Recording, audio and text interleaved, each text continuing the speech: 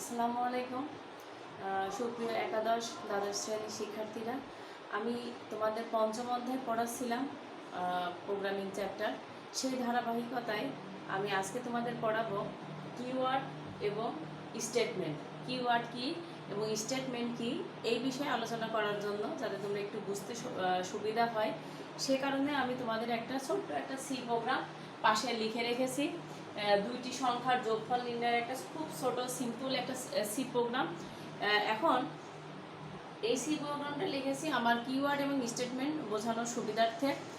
এখন আসা যাক যে আমরা প্রথমেই কিওয়ার্ডটা কি সে সম্পর্কে একটু আলোচনা করি। আমি পঞ্চম অধ্যায় তোমাদের যে পর্যন্ত ক্লাস নিয়েছি তার পরবর্তী আমাদের টপিক ছিল কিওয়ার্ড।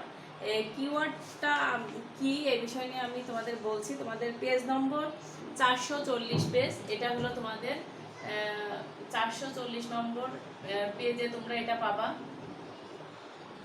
আর স্টেটমেন্টটা আছে হলো 441 পেজে।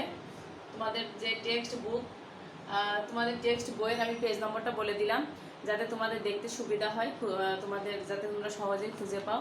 আর যাই হোক, আমি এখন তোমাদের কিওয়ার্ড সম্পর্কে বলছি। যে যখন আমরা একটা সি প্রোগ্রাম লিখি তখন নির্ধারিত কিছু শব্দ আমরা ব্যবহার করি, যেটা এই সি প্রোগ্রামের একটা বিশেষ অর্থ বহন করে, একটা বিশেষ মিনিংয়ের জন্য আমরা ব্যবহার করি। সেটা কিন্তু অন্য কোথাও আর ব্যবহার করা যায় না। সেই নির্ধারিত সেই শব্দগুলোকে আমরা বলি কিওয়ার্ড। আশা করি বুঝতে পেরেছো। একটা সি প্রোগ্রামে আমরা নির্ধারিত যে শব্দটা ব্যবহার করি, যে শব্দের একটা নির্দিষ্ট অর্থ আছে, সেই ধরনের শব্দগুলোকে বলা হয় কিওয়ার্ড। আমরা এখানে একটু খেয়াল করলে আমরা দেখতে পাবো যে এখানে আমরা ইন্টিজার দিয়ে আমরা একটা নির্দিষ্ট অর্থ বুঝিয়েছি, যে পূর্ণ সংখ্যা বোঝানোর জন্য এখানে ইন্টিজার দিতে হয়।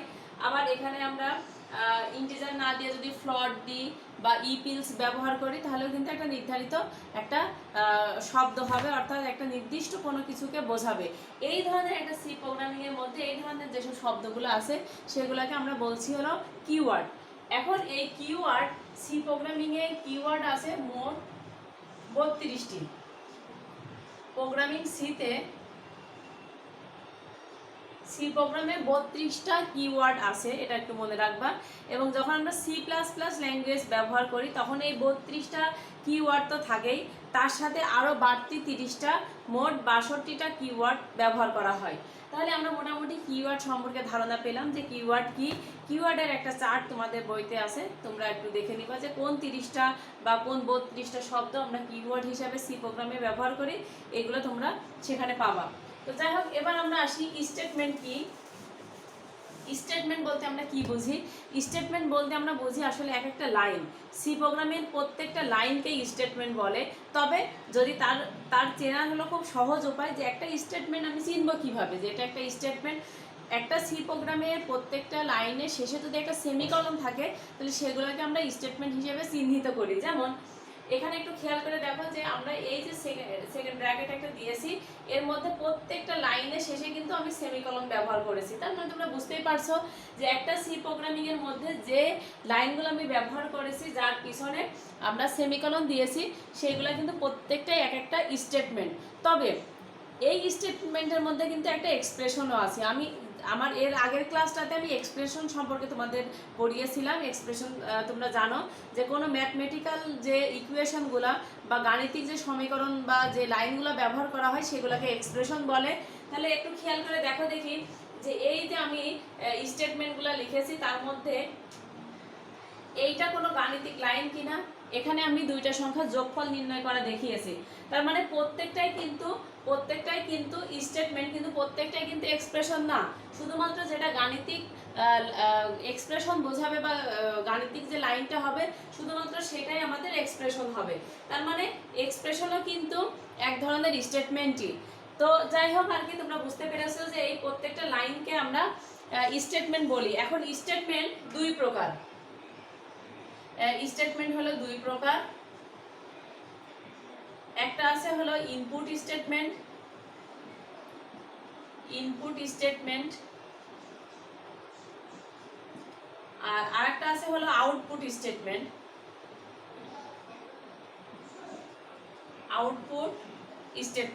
তাহলে আমরা কি পেলাম আমরা দেখতে পাচ্ছি যে স্টেটমেন্ট আসলে দুই ধরনের, একটা হলো ইনপুট স্টেটমেন্ট, একটা হলো আউটপুট স্টেটমেন্ট। এখানে একটু যদি তোমরা খেয়াল করে একটু দেখো, যে আমি তোমাদের বলছিলাম যে প্রিন্টএফ দিয়ে কিন্তু আউটপুট বোঝায়, এখানে একটা প্রিন্টএফ আছে, এখানে একটা প্রিন্টএফ আছে, এগুলো হলো লাইব্রেরি ফাংশন। এই লাইব্রেরি ফাংশনগুলো দিয়ে আমরা কিন্তু আউটপুট বোঝাই, এটা দিয়ে আমরা আউটপুট বোঝাই, এবং স্ক্যানএফ দিয়ে কিন্তু আমরা ইনপুট বোঝাই। তার মানে এইগুলো সবই স্টেটমেন্ট, তবে এর মধ্যে এইটা হলো ইনপুট স্টেটমেন্ট, ইনপুট স্টেটমেন্ট, আর এই দুইটা হলো output statement, output statement, input statement আর আউটপুট স্টেটমেন্ট। এখন এই ইনপুট স্টেটমেন্ট কোন কোনগুলো আছে? এই ইনপুট স্টেটমেন্টের ভিতর আছে হলো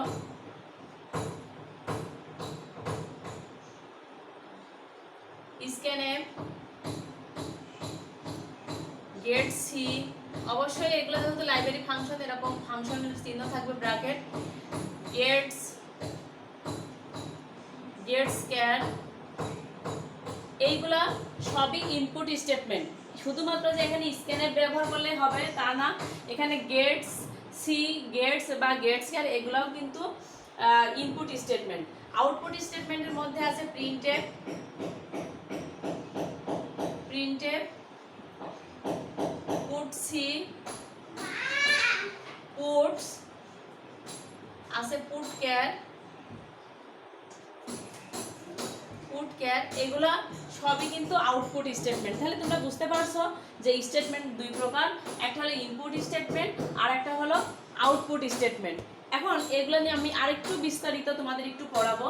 সেটা হলো ইনপুট স্টেটমেন্টে আবার তিন ভাবে লেখা হয়। একটা সি প্রোগ্রামিং এ ইনপুট স্টেটমেন্টে আমরা তিন ভাবে লিখি, সেটা হলো, এটা হলো তিন ভাবে লেখা যায়।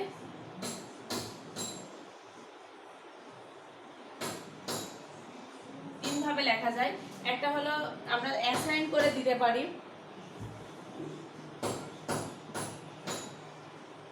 Assignment input statement. দুই নম্বরে আছে ফরম্যাটেড, ফরম্যাটেড ইনপুট স্টেটমেন্ট, আর তিন নম্বরে আছে রিডিং এ ক্যারেক্টার।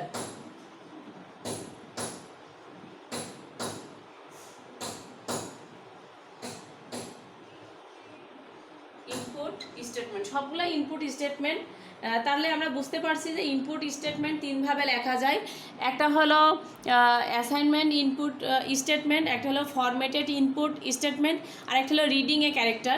এগুলো নিয়ে আমি একটা বলি যে যখন আমরা কোনো সি প্রোগ্রামে কোনো ভেরিয়েবলের মান আমরা অ্যাসাইন করে দিই, যেমন আমরা এখানে যদি লিখি যে a = 3 আর b = 2, এরকম যদি আমরা অ্যাসাইন করে দিই, সেটাও কিন্তু এক ধরনের ইনপুট স্টেটমেন্ট। সেটা হলো অ্যাসাইন, মানে অ্যাসাইন করে দিলাম, মানে সেটা আমি নির্ধারণ করে দিলাম, সেটা হলো অ্যাসাইনমেন্ট ইনপুট স্টেটমেন্ট। আবার যদি এমন হয় যে আমি এখানে শুধু ইন্টিজার বা ফ্লোট এ ধরনের কোনো কিছু দিয়ে আমি প্রকাশ করছি, আর কিছুই লিখছি না, সেক্ষেত্রে কিন্তু আমরা হলো এটা ফরম্যাটেড ইনপুট স্টেটমেন্ট। আর ফরম্যাটেড ইনপুট স্টেটমেন্ট হলো এরকম। আর আমরা যখন রিডিং এর ক্যারেক্টার আমরা এটা বলবো, তখন আমরা আসলে ফরম্যাটেড যে আমরা ইনপুটটা থাকে সেটাকে আমরা যখন একটা ভেরিয়েবল কল দিয়ে আমরা বোঝাবো, তখন সেরকম হবে। এখানে একটু জিনিস একটা বলে রাখি যে যখন ক্যারেক্টার বোঝায় তখন কিন্তু এক্ষেত্রে %c, ক্যারেক্টার বোঝালে, ইন্টিজার বোঝালে %d, লং ইন্টিজার বোঝালে LD দিতে হয়, ফ্লোট বোঝালে %f। হ্যাঁ, এইভাবে কিন্তু তোমরা এগুলো মনে রাখবে যে ফরম্যাটেড যে ইনপুট স্টেটমেন্টগুলো আছে সেই ক্ষেত্রে আমরা ক্যারেক্টার বোঝালে %c দেব, আবার যখন আমাদের ইন্টিজার বোঝাবে %d দেব, ফ্লোট বোঝালে %f দেবো। এগুলো কিন্তু একটু মনে রাখতে হবে। এরপরে আসো আউটপুট স্টেটমেন্ট। ইনপুট স্টেটমেন্টের মতো আউটপুট স্টেটমেন্টও লেখার কিছু নিয়ম আছে। আউটপুট স্টেটমেন্টটা কিন্তু এখানে দুই ভাবে লেখা যায়। আউটপুট স্টেটমেন্টের ক্ষেত্রে শুধু এখানে অ্যাসাইন করে দেওয়া লাগে না, কারণ আমরা ইনপুটটাই অ্যাসাইন করে দিতে পারি, আউটপুটটা আসলে অ্যাসাইন করে দেওয়ার কিছু নাই। সেজন্য আমরা এখানে ফরম্যাটেড পাবো। যে আমরা যখন আমরা আউটপুটটা পাই, যেমন এখানে খেয়াল করে দেখো, আমরা যখন আউটপুটটা পাই তখন কিন্তু আমরা ইন্টিজার পাবো না ফ্লোট পাবো, এখানে কিন্তু আমরা উল্লেখ করি সেটা কিন্তু ফরম্যাটেড আকারে, আর একটা আছে রিডিংয়ে ক্যারেক্টার। তো যাই হোক, তোমরা স্টেটমেন্ট বুঝলে যে স্টেটমেন্ট মূলত দুই প্রকার, একটা হলো ইনপুট আর একটা হলো আউটপুট স্টেটমেন্ট, এবং ইনপুট এবং আউটপুট স্টেটমেন্টটা কতভাবে লেখা যায় সেই বিষয়েও আলোচনা করা হলো। তোমরা এগুলো একটু বইতে একটু দেখবা, তোমাদের বইতে 440-41 পেজে এইগুলো আছে। তো ঠিক আছে, তোমরা তোমাদের বইয়ের এই এই সমস্যাগুলো তোমরা একটু দেখবা, আর যদি কোনো অসুবিধা মনে হয় তাহলে তোমরা আমাকে কমেন্টে একটু জানাতে পারো। খুদা হাফেজ।